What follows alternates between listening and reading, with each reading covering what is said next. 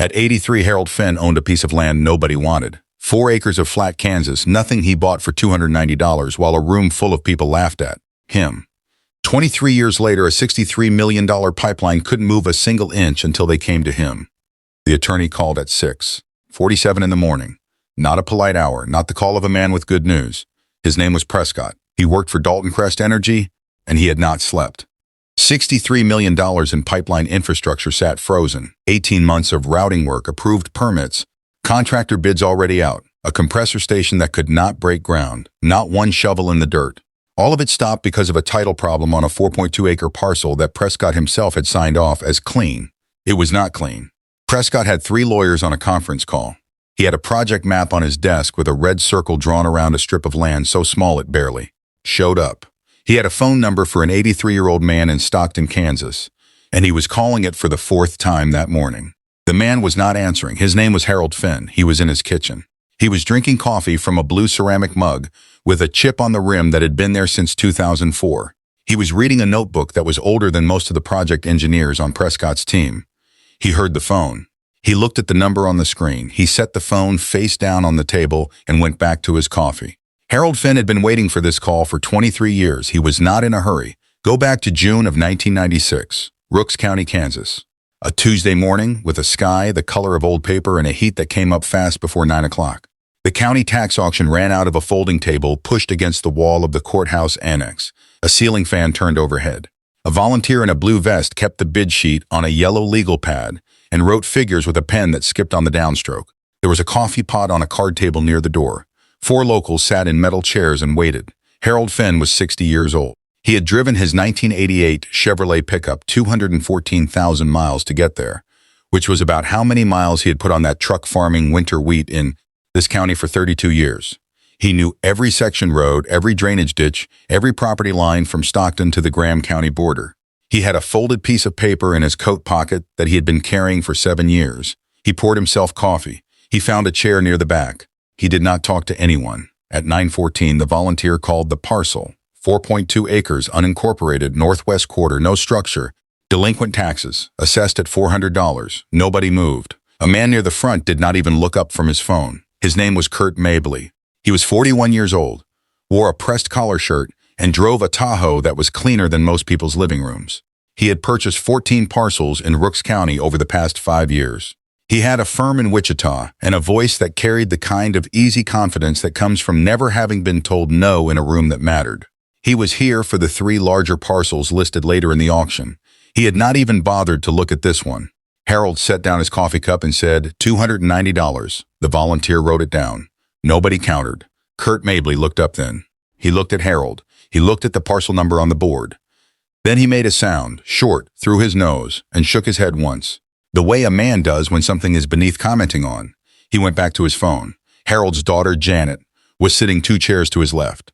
She had driven out from Hayes to be there because Harold had asked her to, and she had spent the morning trying to figure out why. She leaned over and said, "Dad, what is that parcel even for?" Harold folded his receipt along the existing crease. He put it in his coat pocket next to the folded paper that had been living there since 1989. He did not answer Janet's question. They drove home separately. Harold took County Road 183 instead of the highway, which added 11 minutes to the trip. He drove slowly. He looked at the land the way he always looked at it, like he was reading something most people couldn't see. Lorraine was at the kitchen table when he walked in, his wife of 36 years. She had a glass of water and a book she wasn't reading, which meant she had been waiting. She said, "How'd it go?" Harold took off his coat, hung it on the hook by the door, poured himself a glass of water and stood at the counter and drank half of it. He said, "Got it." She said, $290. He said, $290. Lorraine nodded and went back to her book. She had learned, 36 years in, that Harold did not explain things before he was ready. And she had learned that when he finally explained them, she was glad she had waited. Harold finished his water. He went to his desk. He opened the bottom drawer and took out a spiral notebook with a green cover, the kind you buy at a drugstore for $2. He opened it to the first page and wrote the date, the parcel number, and the amount paid. $290,000. He underlined it once. Then he wrote 2 words beneath that. Not a sentence, not an explanation. Just 2 words that would not make sense to anyone who picked up that notebook and read them. He closed the notebook and put it back in the drawer. Kurt Mabley was at dinner in Wichita that night. telling someone about the old farmer who paid $300 for a strip of scrub in Rooks County. He laughed when he told it. The other person laughed too. It was the kind of story you tell to explain how small some people think. Harold was asleep by 9. He already knew what Kurt Mabley did not know. He had known it for 7 years. He had driven 41 miles to a library to find it, and he had carried the proof of it in his coat pocket every day since. He had just spent $290 to make it real. What he knew was worth more than anything else that sold that day. But no one in that auction room would have believed it. And Harold Fenn did not need them to.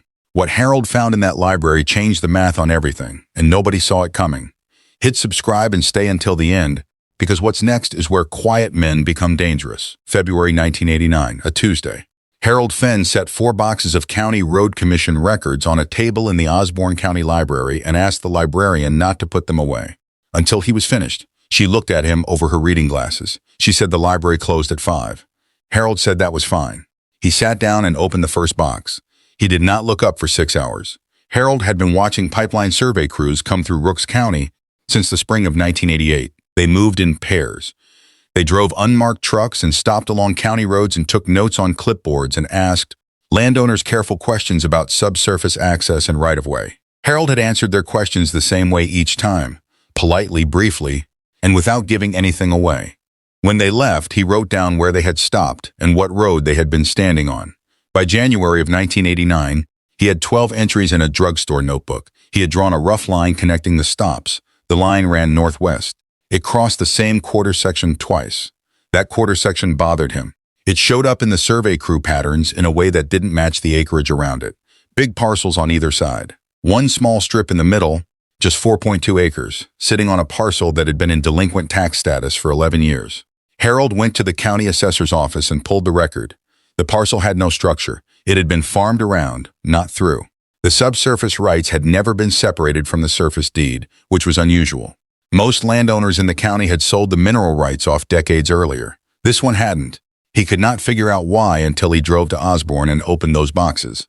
The Road Commission minutes from 1952 through 1961 were filed by meeting date, handwritten in black ink, some pages water-stained at the corner. Harold read them the way he read everything, slowly, in order, not skipping. On page 7 of the June 3, 1956 meeting, he found it. Rooks County Road Commission. Proposed state-county connector route, Highway 183 northwest to Rooks-Graham County line. Right-of-way acquisition authorized. Survey stakes to be placed by August 1956. Harold read the entry 3 times. Then he flipped forward. The July meeting, a contractor hired. August. Survey completed, stakes placed. September, acquisition letters sent to 2 landowners. Then October 1958, a single line. State highway reallocation following spring flood event. Connector route deferred indefinitely. Harold looked for the rescission, the formal cancellation, the paperwork that would close out the authorization and dissolve the right-of-way. It was not there. He went through every meeting from 1958 to 1961, nothing. He checked the index at the back of the 4th box. The resolution number from June 1956 did not appear again. The road had never been built. But the authorization, the legal document that said the county had the right to acquire that corridor, had never been canceled either. It was still alive on the books. A ghost on paper, waiting for someone to find it. Harold wrote down the resolution number, the meeting date, and the surveyed coordinates on a fresh page of his notebook. Then he wrote one question in the margin. Does this bind the strip? He drove home. The kitchen table that night had a kettle on the stove and a hand-drawn map spread across the wood. Harold had ruled the section lines in pencil and marked the corridor from memory. The 2-acre strip sat at a pinch point where the 2 possible pipeline routes converged. The only place both paths crossed the same piece of ground. Lorraine came in from the living room and stood at the edge of the table. She said, "Is that the county road?" Harold said, "Old one. Never built." She looked at the map for a moment. Then she poured him a cup of tea from the kettle and went back to her book. She did not ask what the map was for. She had seen Harold draw things before. They always turned into something. He sat at that table until midnight. By the time he folded the map and put it under the notebook, he had found 2 more pieces. The first was a 1971 Federal Energy Survey, publicly filed, almost never read, that listed the same northwest corridor as a preferred route for future interstate gas transmission infrastructure. The language was careful and bureaucratic, but the message was plain. Someone in the federal government had already done the math and decided this was the best path for a major pipeline. In 1971, 18 years before the crews started showing up with clipboards, The second was a 1983 county zoning record. A small notation in the margin of a land use document. The 4.2-acre parcel was flagged, restricted residential, utility overlay pending. Pending.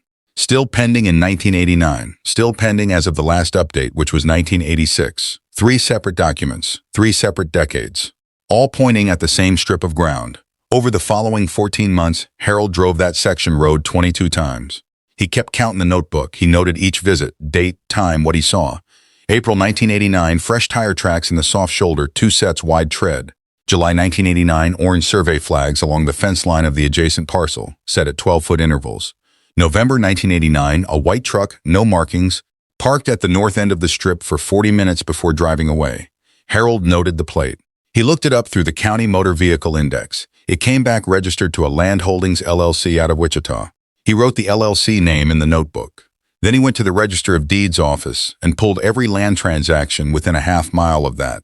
Strip going back 5 years. He laid them out on the counter and read them one by one. 6 parcels had changed hands. 5 of the 6 had been purchased by different names, individuals, small LLCs, family trusts. But when Harold traced the registered agents on each one, they all pointed to the same law firm in Wichita. He wrote down the law firm name. He wrote down the total acreage assembled, 281 acres. He wrote down the one gap in the assembly, the one parcel that had not sold, the one strip that sat in the middle of everything, 4.2 acres in delinquent tax status, subsurface rights attached, right-of-way authorization unrescinded since 1956. Someone was putting together 281 acres around a strip they did not own and could not get around. In March of 1990, Harold drove to the county assessor's office one more time and confirmed the last detail he needed. The subsurface mineral rights under the 4.2-acre parcel had reverted fully to the surface deed when the original owner defaulted on taxes. Nobody had bought them separately. Nobody had filed a severance. Surface and subsurface were one deed. Whoever owned the land owned everything under it. Harold thanked the clerk and walked back to his truck. He sat in the parking lot for 2 minutes. He opened the notebook. He turned to the page with the Wichita law firm name and the LLC names and the 281-acre assembly. He drew a box around the number 4.2. Then he closed the notebook and drove home to tell Lorraine dinner would be late. The parcel was not worthless scrub, it was a lock, and Harold was the only one who had the key. He just needed to be patient enough to wait for someone to try the door. $4,800. That was the first number. The young man said it like he was doing Harold a favor. He showed up on a Thursday in the spring of 2003. 28 years old, maybe 30. Clean shoes, pressed slacks, a leather portfolio under one arm. He had parked at the end of Harold's driveway and walked up as if he had been expected. His card said Regional Land Acquisitions, Holloway Group, Wichita. Harold opened the door before the man knocked. He had watched the car from the kitchen window for a full minute before it stopped.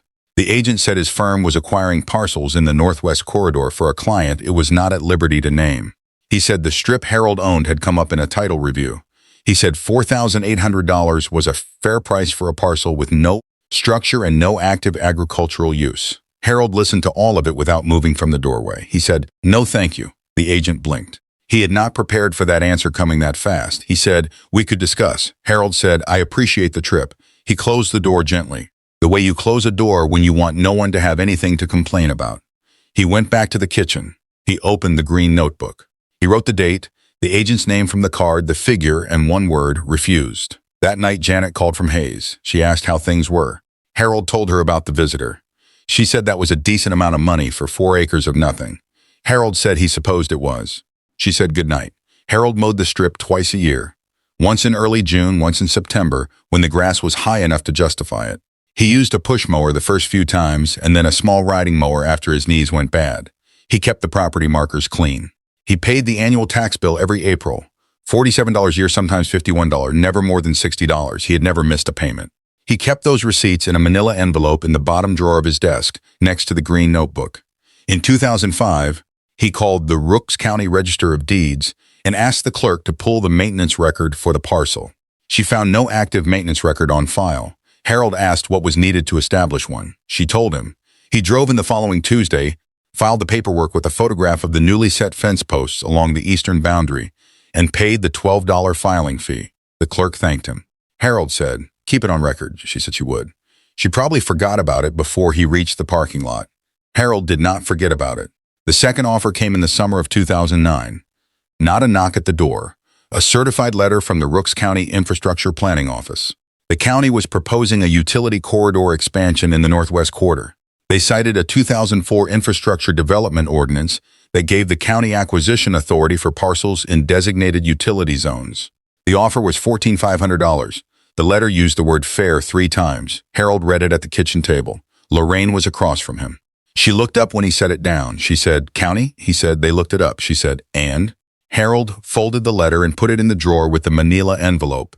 He called the county administrator that afternoon and explained, briefly, that the 1956 Road Commission resolution created a pre-existing encumbrance on the parcel that would complicate any acquisition under the 2004 ordinance. He also mentioned the subsurface rights were unified with the surface deed, which the county's letter had not accounted for. The administrator went quiet for a long time. He said, "We'll need to review this," Harold said. "Take your time." The county did not contact him again for 4 years. Harold added $14,500 to the notebook and went back to his coffee. Janet brought her daughter out to visit the summer of 2011. Megan was 12 years old and asked too many questions, which Harold liked. One afternoon, she walked the section road with him while he checked the fence posts. She pointed at the strip and said, "Grandpa, why do you keep this piece? It doesn't connect to anything." Harold looked at the strip. He looked at the land on either side of it, assembled and owned now by the same invisible hand. 281 acres of Kansas corn and fallow ground wrapped around 4.2 acres of short grass and fence wire. He said it connects to everything. That's the point. Megan looked at him. She was 12. She filed it away the way smart kids do, not understanding it fully, but knowing it was something she would understand later. They walked back to the truck without talking. In Wichita, in 2013, a conference room on the 14th floor of a glass building had grown very quiet. Dalton Crest Energy had been trying to close the Northwest Corridor Land Assembly for 6 years. Every parcel was in their hands except one. Their routing engineers had submitted 3 alternative alignments. Each one added mileage. Each one crossed additional landowners. Each one came back from legal with problems. There was no alternative that avoided the strip. A senior VP said, in that quiet conference room, "Buy the old farmer out, whatever it takes." His lawyer made a note. His project manager made a call. A woman named Sandra Voss, director of land acquisitions at Dalton Crest, booked a flight to Salina. She knocked on Harold's door on a Tuesday in March of 2014. 3-piece suit, leather briefcase. She had done this 100 times. She accepted the coffee Harold offered because refusing coffee at a Kansas kitchen table is the wrong move, and she knew it. She slid the offer letter across the table. $91,000. Surface and subsurface rights. 30-day close. Clean deed transfer. Harold read it without picking it up. Sandra Voss let the silence sit for a moment, then said, "Is there a number that would work better for you?" Harold said, "It's not about the number." She said, "What is it about?" Harold drank his coffee. He did not answer the question. He thanked her for coming and walked her to the door. She drove away in a company truck with a Dalton Crest decal on the door. Harold watched until the dust settled. Then he went back inside and added $91,000 to the notebook in his steady, careful handwriting. 3 more years passed. In 2017, Sandra Voss came back. No truck this time. Company car. She brought a folder of engineering diagrams showing the pipeline route and the compressor station, and in red, the exact footprint that crossed Harold's strip. The offer was $340,000. Lorraine was in the living room. She heard the number through the doorway. She did not come in. She trusted Harold the way she had always trusted him. Not blindly, but fully, because 37 years of evidence had given her every reason to. Sandra Voss said, "This is the best we can do. Our board has approved this number. There won't be another one." Harold looked at the engineering diagrams. He looked at the red footprint. He thought about the 1956 resolution in the manila envelope in his desk drawer. He thought about the $12 maintenance filing. He thought about the 47 annual tax receipts stacked in order by year. He said, "I'll let you know if anything changes." Sandra Voss drove back to Wichita. That night she sent an email to the senior VP that said, "He won't sell. We need a different approach." Harold added $340,000 to the notebook. He was now on page 31. He closed it and put it in the drawer. He had been calm through every offer, not because the money did not matter, but because what was coming was worth more than any of those numbers. In September of 2019, a letter arrived from a law firm in Kansas City, Dalton Crest Outside Counsel.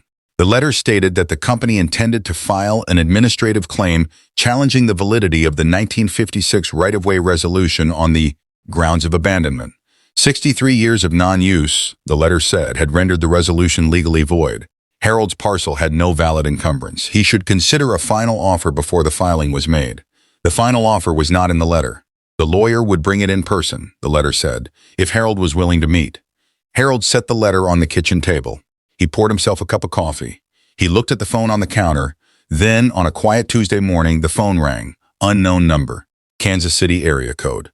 Harold picked it up. Mr. Fenn, we're prepared to offer $420,000, the lawyer said. This is a final number. Our filing goes in Friday if we don't have a signed agreement. Harold said, I'll call you back. He hung up. He picked up his coffee. He sat down at the kitchen table and looked at the manila envelope and the green notebook that had been living in that drawer for 23 years. Then he picked up the phone again and called his granddaughter in Wichita. Megan was 32 now. She had passed the Kansas bar 3 years earlier. She had a desk covered in property files and a mind that worked the way Harold's worked. Slowly, in order, without skipping anything. Harold said, they're filing Friday. I need you to come look at the file. Megan said, I'll be there tomorrow. She spread everything across the kitchen table on a Saturday morning. The original deed from the 1996 auction. The 1956 Road Commission resolution copy, notarized, pulled from the county record book. The 1971 Federal Energy Survey. The 1983 zoning notation. The maintenance filing from 2005 with the photograph of the fence posts. Every annual tax receipt from 1997 to 2019, stacked in order, each one stamped by the county assessor's office. 47 receipts, 47 years of $47 to $60, not one missed, not one late. Megan read in silence for 90 minutes. Harold sat across from her and drank coffee from the blue-chipped mug and did not say anything. When she finished, she looked up. She said, the maintenance filing resets the abandonment clock. Harold said yes. She said they can't file. Not with this. Harold said nothing. He had known that since 2005. Megan called the Kansas City lawyer on Monday morning. She identified herself, stated her bar number, and told him she would be representing Harold Fenn in any proceedings related to the parcel in question. She said the abandonment filing would not succeed and that she was prepared to demonstrate why at any venue of his choosing. The lawyer was quiet for a moment. He said, what does your client want? Megan said he wants terms, not a sale. The lawyer filed anyway. 3 weeks later, Megan sat at a long table in the Rooks County Administrative Hearing Room and placed 3 documents in front of the reviewing officer.